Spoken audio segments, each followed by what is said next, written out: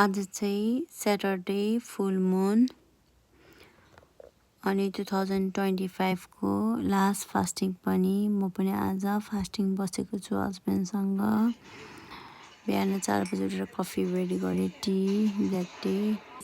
हस्बेन्डसँग बिहानको 4 बजे ब्रेकफास्ट गर्दै हो उल्टे। आज चाहिँ हामी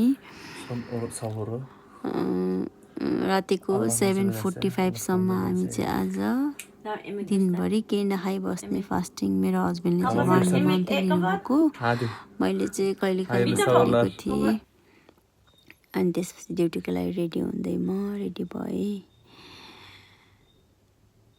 मैले किचनहरू क्लिन गरेर राखेको थिएँ। मेरो हस्बेन्ड, म जसरी ड्युटीबाट आउँछ मेरो किचन त्यस्तै हुन्छ। मेरो हस्बेन्डले क्लिनै मनपर्छ। मेरो गाडी पनि आइसकेको रहेछ। अन द वे जाँदै बाटोमा अब त समर पनि आउनु लाग्यो। वेदर कति राम्रो। म काम गर्ने एरिया, माई वर्क प्लेस। आज चाहिँ वेदर राम्रो भएर अनि बेबीसँग खेल्दै हो। चाहिँ इमेल हो। म चाहिँ 5 स्टार होटलमा काम गर्थेँ, उसकै कारणले घरमा आएको। उसको मम्मीले कल गरेर मेरो हस्बेन्डलाई, अनि यो घरमा मैले ड्युटी स्टार्ट गरेको, वर्क स्टार्ट गरेको। She is very lovely and I love her. She love to read book too much. अनि फास्टिङ भएको कारणले म घरमा एक्लै थिएँ। मलाई म्यामले खाना घरमा एक्लै नखानु, उनीहरू पनि फास्टिङ छ भनेर। म चाहिँ रातिको 7:50 खाँदैछु। यम्मी मैले खाएँ है। हामीले चाहिँ खाना बनाउनु पर्दैन, सबै होटलबाट आउँछ।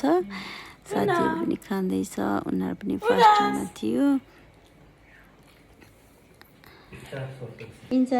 अनि आसुरी, यो चाहिँ डेजर्ट, तुर्किसमा चाहिँ यसलाई आसुरी भन्छ। खाना भएपछि खाने डेजर्ट विथ फिल्टर कफी, आसुरी। अनि घर जानलाई रेडी भएँ म। मेरो गाडी पनि आउँदैछ बेलुकाको। अनि म वर्क गर्ने प्लेसबाट चाहिँ कति राम्रो स्विस होटलको भ्यू, हेर्नु न कति राम्रो देख्छ कि। अन द वे अब रिटर्न ब्याक होम। घर पनि आइपुग्यो। यसरी बित्यो मेरो दिन। Good night.